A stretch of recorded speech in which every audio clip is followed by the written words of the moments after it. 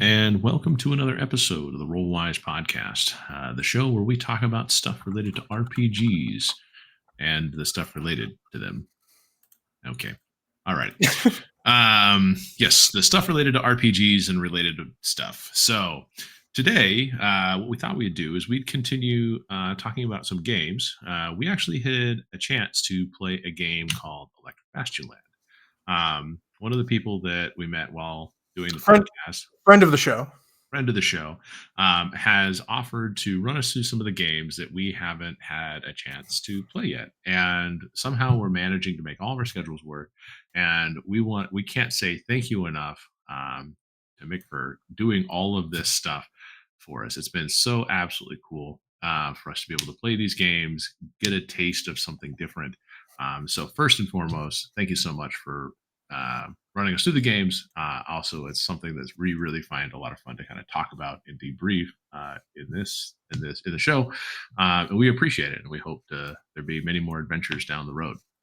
So, that being said, Jeff is also not in this episode, so we won't be able to hear Jeff's opinions on Electric Bastionland this time. But of course, we hope to have more opportunities where he can share his opinions about other games that we play in the future. He was in the adventure that we ran with us. He just wasn't able to make it today. So, yep. So talking about Electric Bastionland, this is another OSR game because we're in OSR phase as we go through. And so Electric Bastionland is definitely a streamlined rule set. It emphasizes simplicity, I would say, maybe some quick gameplay type deals. And it builds on the mechanics of Into the Odd, another game by Chris McDowall. And it's focused on kind of just I guess it's you create a character who has a failed career, and your focus is taking care of this massive debt that you've accumulated over your failed career. You are also seeking treasure and adventure and hopes to pay off said debt. So, and so and so just to throw in here really quick, like that's one of the things that first initial piece, like you failed at a job and now you owe somebody a bunch of money. Like, I think that is a perfect setup for like the question that I always ask in D&D, what made my farmer decide to go and almost get murdered by goblins for a living? Mm-hmm. It's that, well, you're a failed farmer and now you own a person. You don't have a farm anymore, and now you owe somebody a bunch of money because you failed at your farm. Oh, great. That's fantastic. So now I do have to go and partake in these dangerous, missions or jobs or adventures to pay off this huge debt that I owe. Yep. So I think that's really cool conceptually. It is. And it's nice. It's easy. It's not convoluted and weird. It's something that everyone can relate to. So, I mean, at least has the ability to empathize with, somebody owing somebody a bunch of money, owing somebody a debt of some kind. And so other than that, the game really kind of embraces exploration, discovery, survival in this weird thing, because this is another lethal game, kind of embracing the whole OSR lethality thing. But so the first thing that kind of jumps out as you're looking at the game is that, the game book is 330 pages, right? And like a huge section of that, like 200 pages of that, are just failed careers. So I think we should probably talk a little bit about the failed careers and like, I guess the process for how you create a character. Because I honestly think that is, I mean, I thought that was a really interesting part of the whole getting into the Electric Bastionland. And it's super simple. Yeah, I think that's great. Okay. So I think the first thing that we probably can do is we say, okay, when we're looking at creating a character, I mean, at least I found the game to be super approachable, because when the information was shared with us on how to create the character and playing the game, I mean, it was really like, okay, it doesn't matter who you were or anything like that. Your debt has forced you to become a treasure hunter, and you have 3 ability scores that are going to be kind of your main things that are going to propel you for when or if it's called to roll a dice or a save or something like that. You're going to have your strength, dexterity, and charisma. People that are familiar with other role-playing games have probably seen those terms A used, lot. and they're not, and they're no different than what you've seen in the past, really. Power and toughness, quickness and precision, charm and confidence, very basic concepts that go along with that.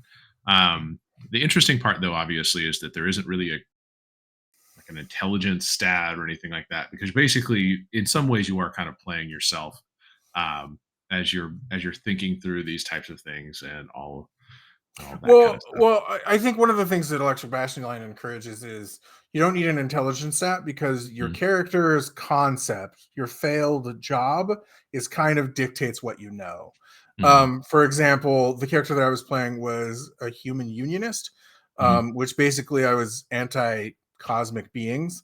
And then you roll in another chart, and like mhm, it's like what was your like, and the chart is kind of specific to each class, but it gives you something. Like my character had climbing boots and pick, mhm, which means that he knows about like climbing, like, and mhm. and that's kind of his thing, like, and that's kind of like his thing. So you don't really need an intelligence score to be like, oh, is it about climbing? Then yes, you know about it. Yeah. Yeah. Exactly. And I think that, that's kind of that's part of the simplistic portion of the game, is that, as you create your character, or as you roll these stats are then determining what your failed career is. Because unlike another game where I've seen, people roll the type of career that you have, your career is determined by the stuff that you did with your earlier rolls.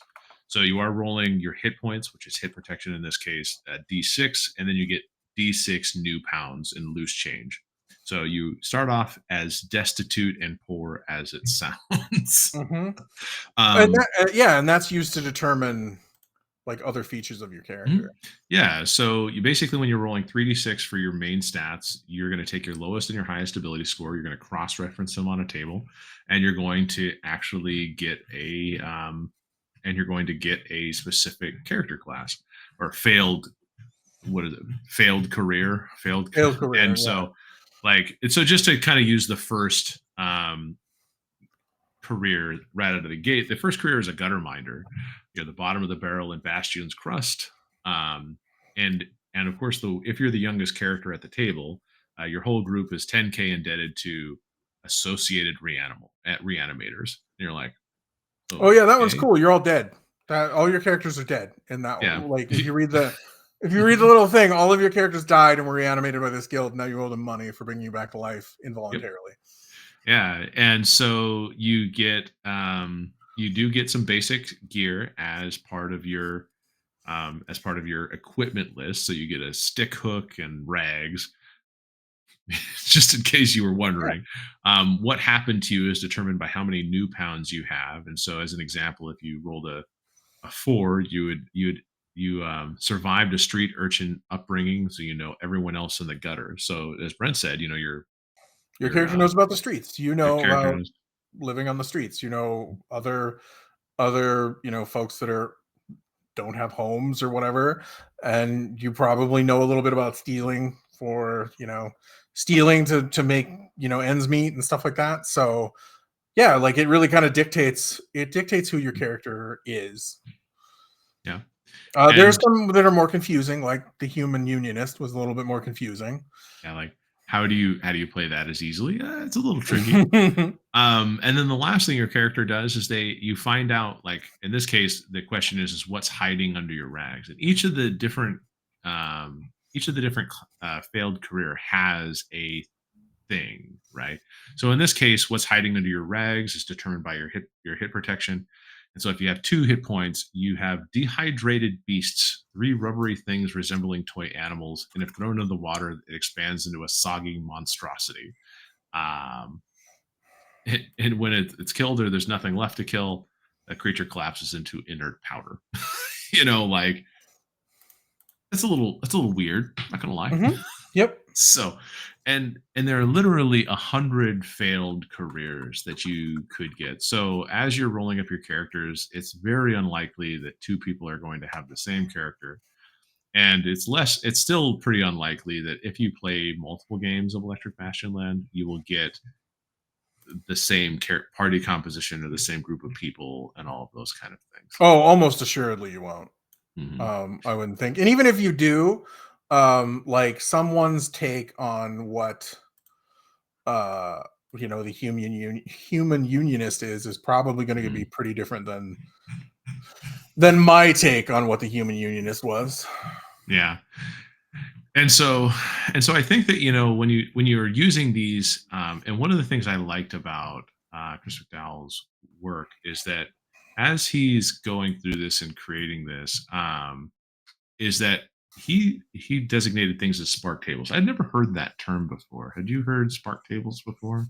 Mm-mm.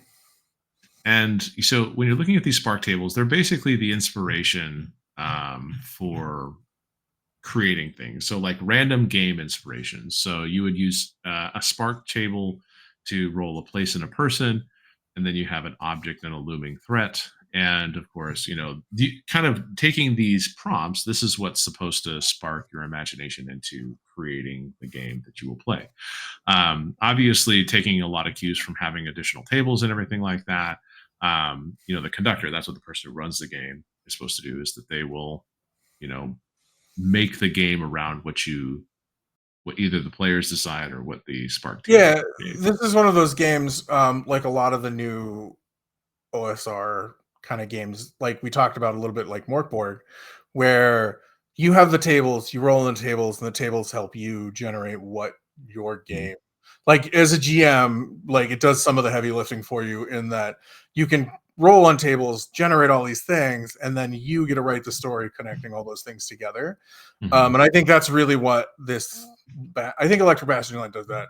From playing it and not really reading the book and trying to GM it yet, mhm, I think that's one of the things that it seemed to do really well. Is everything seemed well connected, and I think that's partially due to the skill of the person running the game, who ran the game for us mhm, as well. But because if he would have told, like he told us afterwards, like most of it was randomly generated from tables, and I didn't feel like that at the time that we were playing the game.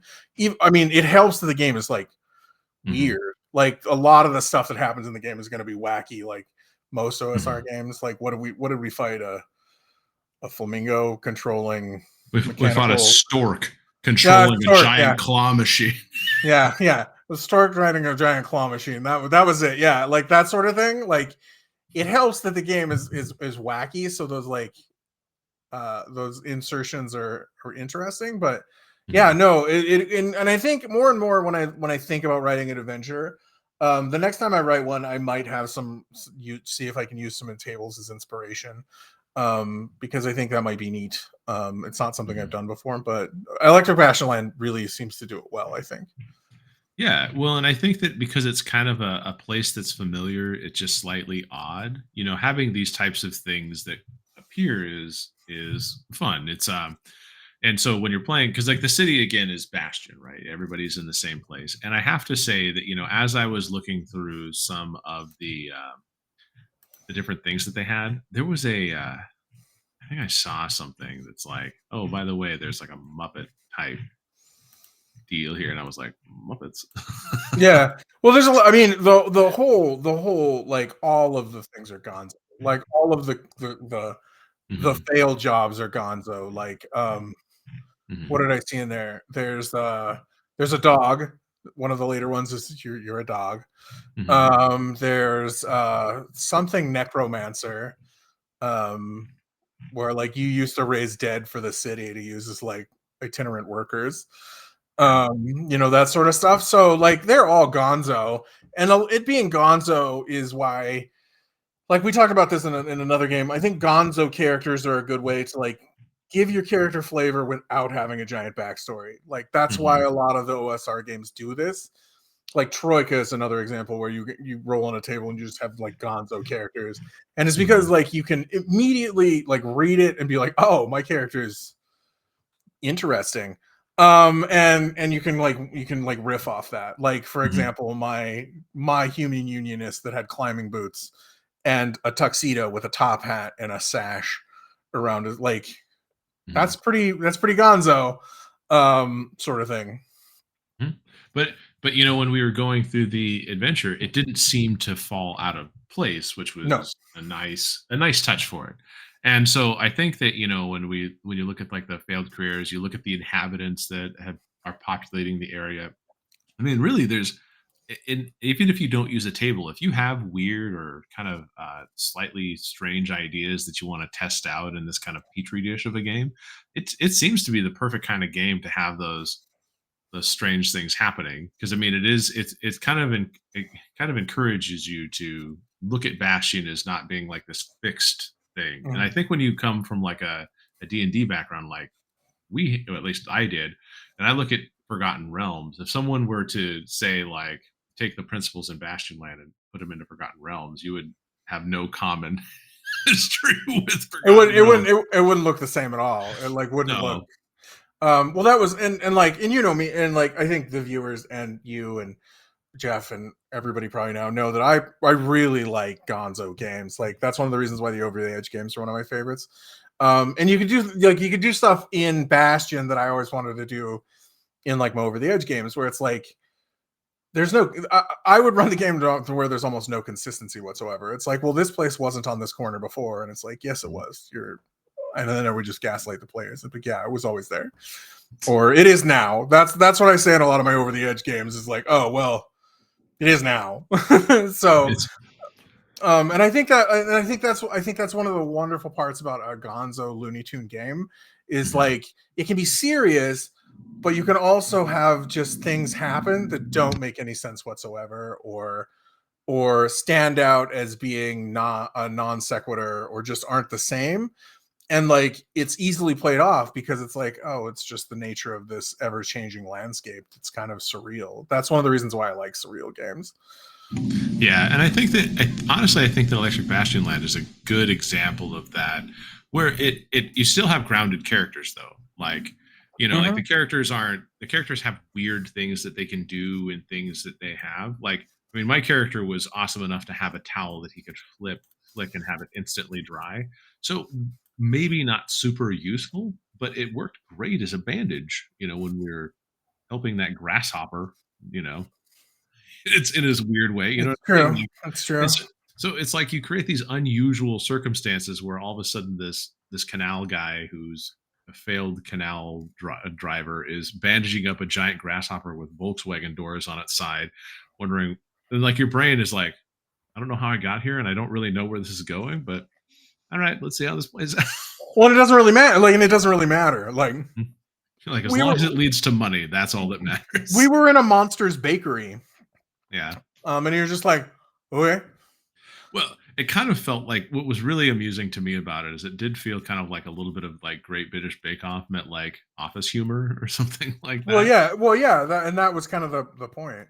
Mhm. But also Mary Berry is the name of the character, original one of the original judges on the Great British Bake Off. That's what triggered it for me. I was Yeah, like, so it definitely was. I think it was definitely influenced like by that too. But yeah, so yeah, it was really I don't know, it was really fun. It's a really fun game. That's mostly what I want to say about the game is that it was just really fun. Um, and I do in part put that on the GM that ran it for us, but I also think that the game mhm. really facilitates just really free form, like in a way that I haven't found in other OSR games. Like I didn't feel that free when we were playing Shadow Dark, Okay, as a comparison. sure. And So you would can you? say that, and you can say they're totally different games, but the idea is they're rules light experiences. So that's the what would compare it to. Do you? So I think that's an interesting question though, because like Shadow Dark, I feel like Shadow Dark probably needs a round two play with like the full rules and everything like that. But it is still, I mean, it's going to have the hallmarks of a more modern approach to OSR style game, right? And there's not Well, a lot of rules, but you're kind of going into dungeons. Like that's it's the the same thing. Yeah, it's premise. essentially the same thing. You're Mhm. going into dungeons to get money for whatever reason. And I just think having those classes be gonzo classes, like your human unionist or your failed machinist, I think is what Jeff was a failed machinist. And you were a failed canal boatman. Like Yeah. having those classes be kind of who got sick when he was on the water, by the way, just so everybody knows. Mike's canalman got seasick. But anyways, having those gonzo classes, I think, kind of makes it for us, because it's not just, oh, you're a fighter going into a dungeon doing fighter things. I think that allows for more, just a better, to me, this is just as me. And like I said, I enjoy wacky games a lot. So to me, it added a layer of flavor text to the whole game that I enjoy, than just being like, oh, I'm a fighter going into a dungeon, and oh, our our torch is going to run out because we've actually been playing for an hour. Yeah, I think, and honestly, I think the torch thing, the like real time, like lighting component to it. I mean, it's a novel idea in a game, but I feel like that's the thing we didn't include that first playthrough, for better or worse, right? Because you're tracking turns and tracking real time torches and everything like that. And it just felt so limiting to me. I really think if you're going to do that, I think that would be best for just where you can, like I said, when we played it, like, I could see it being really effective in a situation where, like, you can have a prop, like a prop torch that, like one of those LED torches or something like that you can put a timer on or something and burns down, something of that effect. But I think that would work best. I think just being this nebulous clock concept, I don't know, that was difficult for me. Yeah, well, and I feel like that's. I mean, I ran it. You guys played it, and obviously, now that it's like one of those things where I felt like I could run an OSR game back then, probably better than I feel like I can run an OSR game now, because I feel like I'm more knowledgeable about the principles behind the OSR, and kind of like, don't try to plan everything for your players to do. Like, let the game take control and let the players react to the things that are happening within that. Mhm. And obviously I tried to run a scenario that was not the included scenario. And I honestly think I'm enjoying running this kind of stuff, that people, I enjoy running the kind of initial adventures that are included in the games these days, to like better understand like what the designers said, like, oh, well, this is a good example of how the gameplay should feel for the players to decide if you want to continue the game. And like when we were looking at Morkborg, like that was a really good example of a dungeon Morkborg style, like Mhm. that one in the back of the book. What was it called? Like some sludge, like rot black. Oh, something like that. Yeah, So I something can't like that. remember. And it had a simple style, a really good layout, how they put it all together and everything like that. And I think it can help you embrace it a little bit more, because I've run a lot of games, but I feel like D&D has over the years tried to evolve me into a better storyteller rather than a better game master. Is that a fair thing to say? Like, I think D&D encourages you to be a better game master than storyteller. maybe.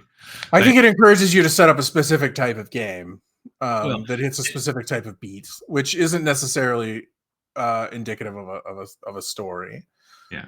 Well, this is. I think that what I maybe the way I'd phrase it is that like it's incumbent upon me to generate all of the story for the game in a typical D&D session, but mostly it's also incumbent on me to find out how to balance all of these encounters. And And that's kind of what I mean, is it's indicative of wanting you to run a game, not tell a story, because it doesn't want you to necessarily write a story. It wants you to write everything. Like, it wants you to write Mhm, all of the NPCs and stat them out. It wants you to write all of the beats on what these NPCs are going to do. And like, it wants you to do all of that instead of just sitting down and being like, one of the things these OSR games can do is, because it's rules, not rulings, or it's rulings, mhm, not rules, you can sit down and say, this is what I want to happen in my story, or this is how I want my story to start, I guess is what I would say. And then the story develops more with the character's choices.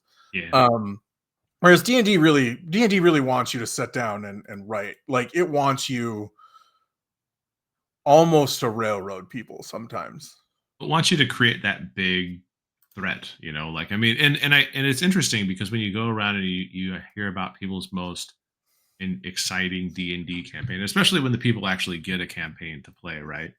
I don't think I've actually ever experienced someone saying like, oh, their biggest campaign was how they like subterfuged their way into taking over a kingdom.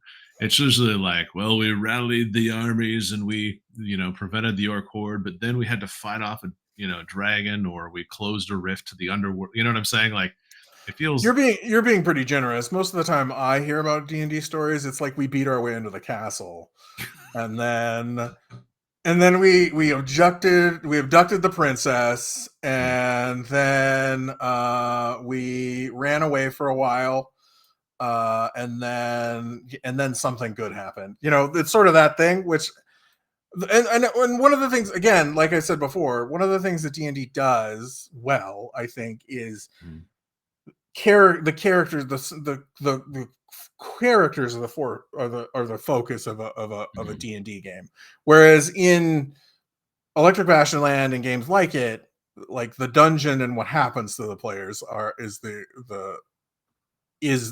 point. Like, what's important in D&D is you level up, you get better gear, and there's a story that happens that's about those characters. Whereas in Bastionlands, it's like you have these guys, they need to pay a debt, go do some stuff, and let's have some fun. Let's see what story is told with them doing that stuff, and let's see how long they live. That's more what like Electric Bastionland does, which I think is great. I think it's brilliant. Yeah, and I'm not sure. Like, I don't recall there being like advancement, but I do recall, like, since the system is fairly lethal, once you run out of hit points, which you may have very few to begin with, you start taking scars or just dying outright.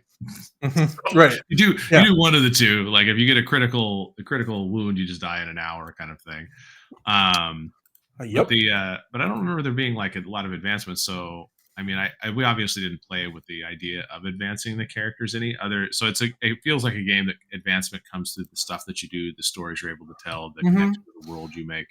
And it's a different kind of advancement, but it's also rewarding in its own way as you continue that character story farther and farther. Yeah, or it comes from like the GM saying, "Oh, you have this now. This is something that your character can do," and that sort of thing. Which that's exactly it. It's different. It's no less rewarding, especially if, like, I'm fully confident that who was running our game, like, I'm fully confident that if he ran multiple games or some sort of campaign of this, like, I'm sure whatever came up for character advancement would be a lot of fun. Yeah. So and it would be relevant to the type of game that it is, which is a strange thing where levels don't define how good you are at stuff. You have minimal dice rolls, but also maximal creativity, and obviously stay away from storks, whatever. Yeah. And grasshoppers and trees. So the interesting part, one other interesting part, and I think this is kind of neat, is that when you look at the Bastionland rules, there isn't a lot of defining to it, but there is some outside of Bastion. Did you have a chance to look at like the entire setting at all? I didn't really have a chance to look at the setting, no. So, because basically, I thought that this was kind of interesting, is that because Bastion is like a sprawling metropolis, 20th century industry. It could kind of feel a little bit steampunk, but I think that I've seen people reference it to like things like Brazil. If you played the video game like Disco Elysium, Mork, I think is another reference I saw somewhere. I think that's the Terry Pratchett thing, isn't it? I think so, and so I think that those are the types of things that inspire it. But then so you get this modernity and chaos and everything like that. But that doesn't mean you can't go other places, because there's the aliens above, right? Which is kind of a weird, like space game. Sure. Well, yeah, that's another thing that's cool about Electric Bastionland is I think like you could ignore the tables and you could write a traditional like sort of D&D style adventure where your characters might not advance the same way or something like that, but it can be a longer campaign. I think you could run a campaign in Electric Bastionland, which is not something I say about wacky OSR games like this all the time. Yeah, like when Troika, when I read Troika, like I was like, could I run a campaign on this game? And that has advancement rules. Well, I think Troika feels like you would be running an episodic game that would somehow link it all together. A Well, great this adventure across golden spheres and a humpback sky or whatever. yeah, well, I think this would be the same way in the long run, but it would be pretty episodic in that it would Mm, be what how are we making money this week, Pinky? yeah, Like that sort of thing. Which I think would be a lot of fun because the campaign sort of writes itself. It's like yeah. the Well, game is over when you paid back your debt. and so there are two other areas outside of those that it does mention. It mentions the deep country, which is kind of like the decaying landscape that surrounds Bastion, and Mhm. then there's the underground, which is a network of tunnels that and catacombs that basically connect everything. It's got strange creatures, devious machines, all kinds of plots and twists that you can go with. So I think it gives you enough inspiration that you can really decide. You could pretty much put anything together with it, which is Mhm. nice. So you don't have to. I mean, it's. I would say that in terms of like starting from the crux that it's like a industrialized city as your basis, then you can kind of branch off from that as much as you want. And the one thing is that's interesting is that there's also going to be a Mythic Bastion land coming out Mhm. in the near future. Do you remember when Mythic Bastion land's coming out? No. Let me look. Yeah, I was actually because it was But on see, this is Kickstarter. this is before Into the Odds, so it's Mhm. gonna be more fantasy oriented, I think. Oh, so it was actually funding period was until December of 2023, which is in the past. Yeah, it just Um, hasn't come out yet. yeah, I think it's coming soon, maybe. Probably. But its inspirations are Prince Valiant, Excalibur, Pendragon, Green Knight, Elden Ring. Yep, those are all those are all intense things to be inspired by. So, Yeah. So there's so I mean it's been out for a little bit in terms of like it's been people have been aware of it, but I don't know when it's supposed to be coming out, I guess. All that kind of stuff. But I did want to mention that, one of the things I've been reading more from Electric Bastion Land and kind of getting a greater understanding of Chris McDowall's work is that it seems to have really good advice. And they have a blog, podcast, YouTube stuff that they do.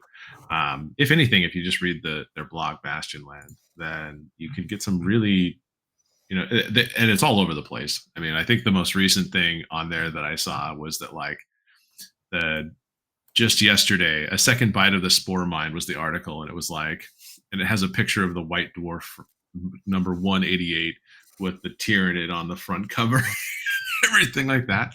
And the weirdest part is I was like, I remember this White Dwarf. I know that. Yeah. Like I literally remember this because I remember Gav Thorpe. I remember the Titans that were in the pictures that they had for it, and I was like, Hmm. this is so weird Hmm. because back then Gav Thorpe was so young. It's true. Yeah, it's true. Yeah. So obviously, this it's a weekly blog about various things that various gaming things, I guess I should put. But it's I think if you're looking for people that have been kind of working very hard in this industry and have some advice that spill out into their blogs, this is a good start. And I think that it's going to be one of my new reads as I'm trying to make myself better, especially Yeah. in terms of how do you cut through all the bullshit to get to the good stuff. And I think Electric Bastion Land has a lot of segments where there's not a lot of print on the page, but it conveys a lot of information on how to run a game, how to play a game, how to do all that stuff without a lot of fluff, which is a And skill as in always, itself. it has a lot of stuff you can steal. Yep, always For steal. always steal for the sake for the benefit of your games. Always steal. I agree wholeheartedly. Yeah, just steal it for your game. I mean, obviously, don't steal people's stuff and try to resell it. That's not what we're That is saying. that is definitely not what we're saying. We're saying steal it, be inspired by it for your own game, and Right. surprise your players with all the new sources of inspiration you've been taking in, whether it be Electric Bastionland, Morkborg, or something else. Right. So, That's exactly it. so yeah, I think that in terms of like where I stand with Electric Bastionland, it definitely felt fun, and obviously, as you said, it could be the person who ran it well enough for us to really start to enjoy that. But we've had an OSR kick, and I feel like of the OSRs that we've played, Electric Bastionland was my favorite so far. Just in terms of the book, the like how it like what kind of artwork it has and everything like that. My desire to play it, like what you're getting into and all that. Mhm. What about you? What were your overall thoughts and impressions of the game? Oh, I really enjoyed it. Like I said, the GM, the person running the game was really good, and that helped. But it also gives me an idea of how I could run the game and make it entertaining too.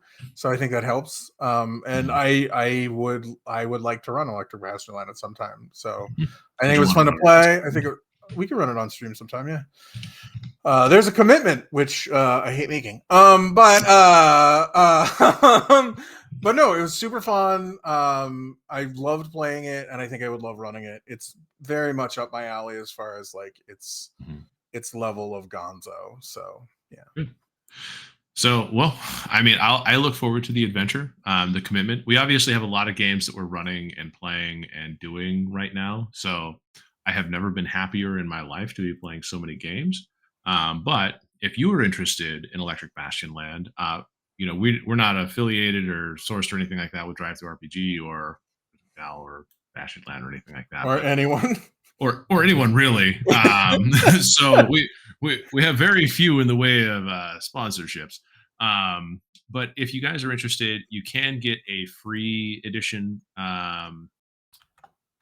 off Drive Through RPG, as well as they of course sell the full game and everything like that too in PDF form. I believe maybe they have more than just the PDF, but you can get it there if you want to pick it up. But if you just want to take a look and see what it's all about, you can definitely pick up the free edition and see if that's also going to be up your alley. So with that, I think that's it for this week for this episode. I mean, obviously, we'll continue to talk. We have things coming up. We'll be back. We'll be back, and Jeff will be back too. Yeah, we'll be back. Jeff will be back. We have, of course, games on Monday nights. If you're interested in watching us actual play the stuff that we want to try, right now we're in a fairly involved DC 20 thing. Catch us Monday nights at 8:30 p.m. Pacific time. We will be changing games shortly, as we going to be changing rule systems with that. So we'll have all kinds of variety on Monday nights, maybe. Or at least some. At least some variety. I mean, Yeah, we'll try. more than one game. We Right. have a multi-game channel or something. Yes. We're talking And about with that, Electric Bastionland right now, so we can say that. yeah. So as with that, we really appreciate everybody stopping by. If you made it to the end here and you liked how this episode went, hopefully, we or music to your ears or something like that. You can like, subscribe, share, comment specifically. Have you played Electric Bastion Land? Do you like what it was about? Did you feel like the rules were engaging? Put it all in the comments. We would love to chat with you about it. So back to you, Rick. Yeah, go ahead and take a look at our socials. Twitter, Facebook, Instagram, all those. We're Rollwise there. Or you can email us at rollwiseguys@gmail.com. And as I always like to say, thank you for being here. Always, we appreciate you. Roll well, roll wise, and be safe out there, everybody. Bye. Bye.